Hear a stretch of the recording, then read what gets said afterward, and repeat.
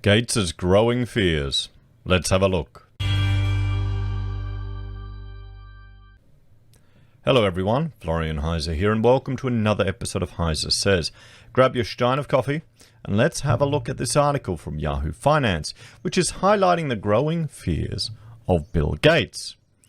Now, for Microsoft co-founder, philanthropist, and climate activist Bill Gates, the coronavirus crisis is only one of several global-scale problems that need to be solved. And this seems to be a continuing trend of people, well, taking advantage of this current pandemic to push for their own political and ideological agendas. And link it to other things. You know, if you're scared of this, you're going to be so much more scared of this. Almost the slippery slope fallacy, isn't it? Which doesn't seem to be a fallacy these days. In fact, the mistakes we're making with dealing with the pandemic have been made before, he believes. The pandemic illustrates that government don't look out for us despite the warnings that were out there, he told Bloomberg as part of the Bloomberg Green Festival about sustainability. Climate fits the same paradigm. And unlike COVID-19, which can be solved with a vaccine and tens of billions of dollars to bring it to a close, the problem of climate change will get worse and worse, Gates adds. No, climate change is much harder, he says. So, are we almost being prepped? We're almost being prepped for increased government intervention in our lives on a global scale. It really feels like it, doesn't it? We see what's coming out of the WEF. We see what's coming out of the IMF. You know, a central bank controlled currency that can be issued to everyone. IMF encouraging everyone to just borrow money, throwing money around.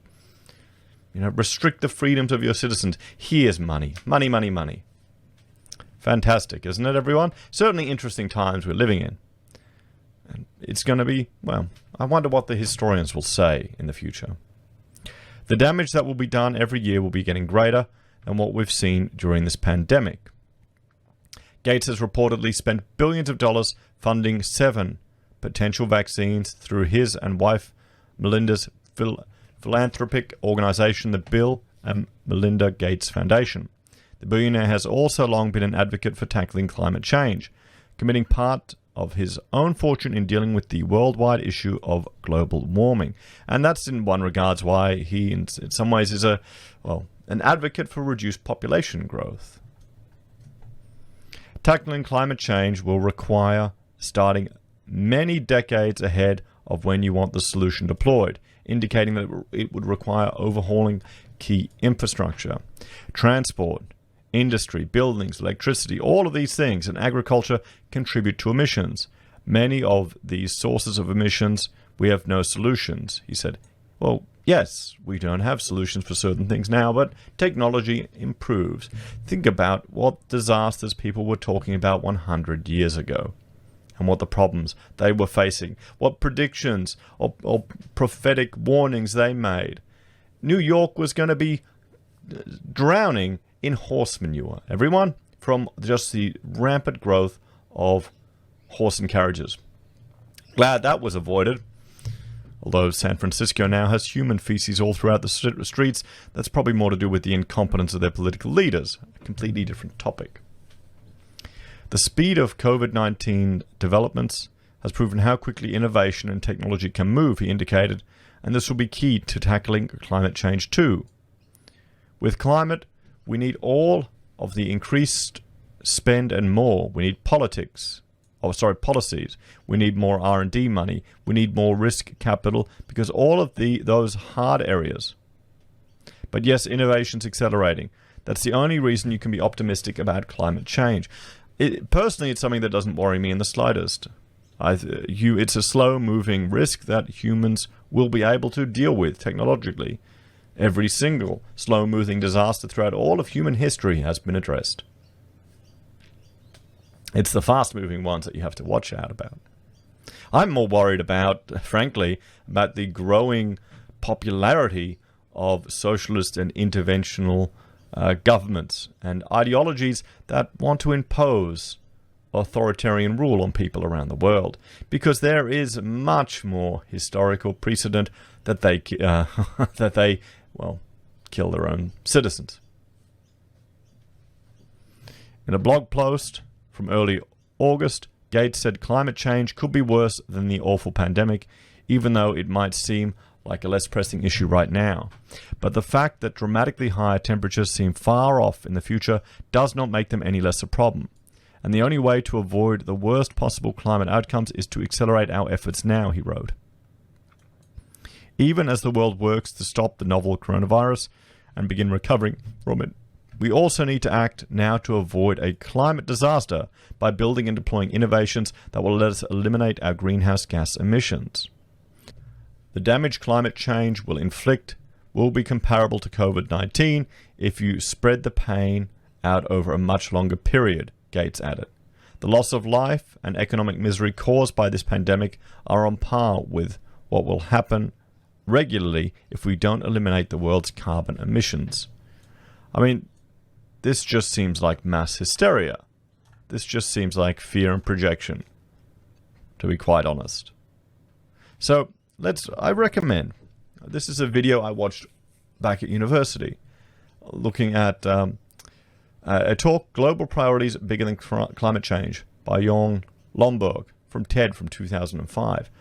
I recommend you have a look at it because here he goes through the Copenhagen Consensus. So let's jump back to here and let's look at, since the talk. This was published in 2013, 8 years after the talk. But still, I think it's worth having a look at. Bjorn is a vegetarian, or a vegan, I think. And he's critical of all of the people that are claiming they're doing it for the environment. He's done the calculations. It's equal to $5 a year. But then if you look at all the increased health issues, well, it probably negates it even more. Then again, if you compare it to the standard diet, then yeah, no, it's definitely going to be a plus. In 2005, Bjorn Lomborg bounced onto the TED stage in Monterey to challenge the audience to think about the biggest problems in the world. Author of the book The Skeptical Environmentalist and the director of the Copenhagen Consensus Center, Lomborg promptly advised that somewhat startled audience to forget about global warming. Remember when it was called that, everyone? So, this feels so retro. If we really want to make an impact on the serious issues of our time, he said, we have to look beyond the dramatic images and histrionic headlines that fill our newspapers, and instead calmly and rationally focus on tackling issues we might actually solve once and for all. It's when economics gets evil, he said cheerfully. Back then, Lomborg was presenting the results of the first Copenhagen Consensus, for which he had convened a group of 30 of the world's top economists to prioritize global problems according to how quickly and efficiently they might be solved. Their top recommendations focused on curing HIV/AIDS, solving hunger, establishing free trade, and abolishing malaria. Well, if you have a look at this, even the IMF, free trade is going to be less of a thing now, isn't it? Since then, he and his team have run the same survey twice more, in 2008 and 2012. And most recently, Lomborg published a book of some of his thinking, the pithy titled How to Spend $75 Billion to Make the World a Better Place. But, as he told me in a recent telephone call, our general pattern of tackling big issues remains the same.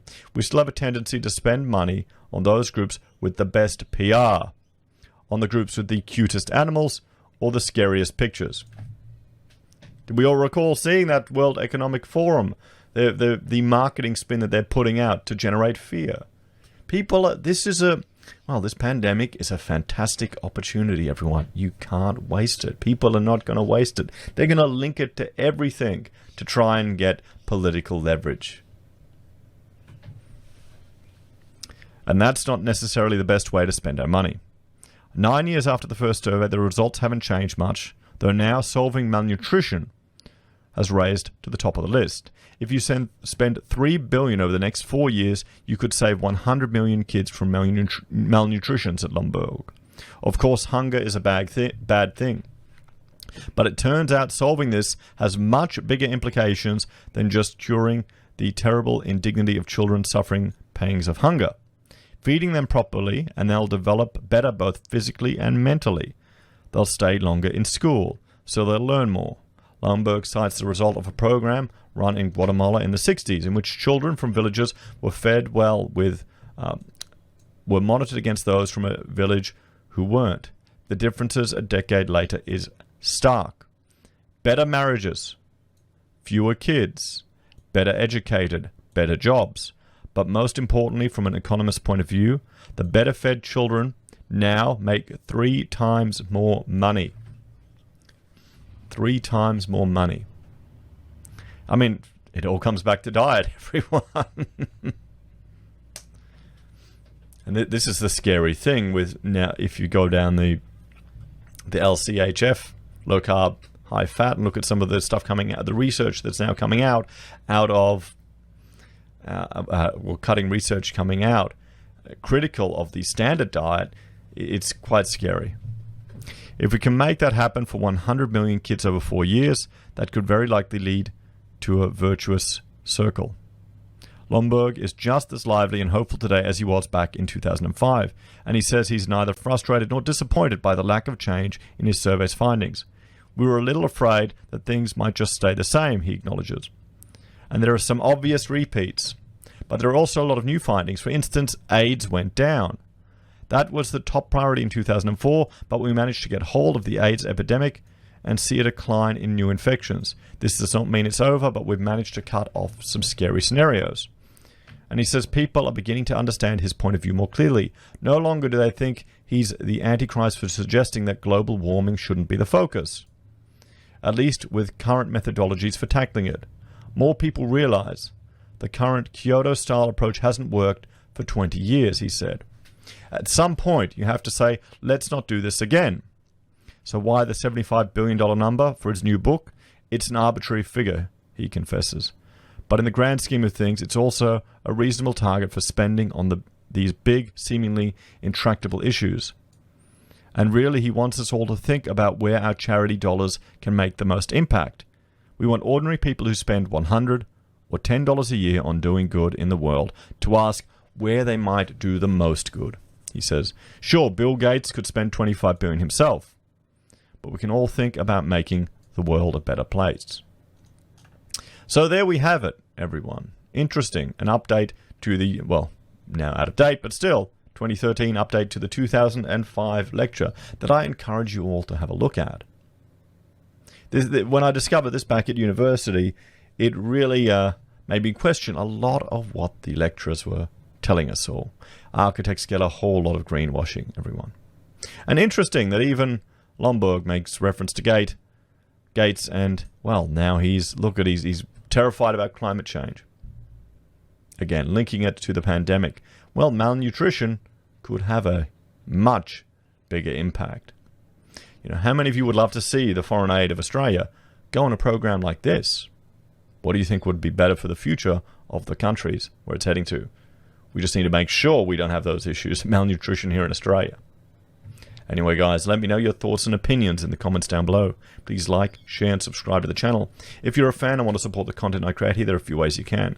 You can join us on YouTube or Patreon. You can support us using our affiliate links at Amazon, eBay, Independent Reserve, or Kucoin. You can buy a merch from HeiseSays, use Gold Pass from the Perth Mint, or support us via PayPal. Take care. Have a great day. I'll see you next time.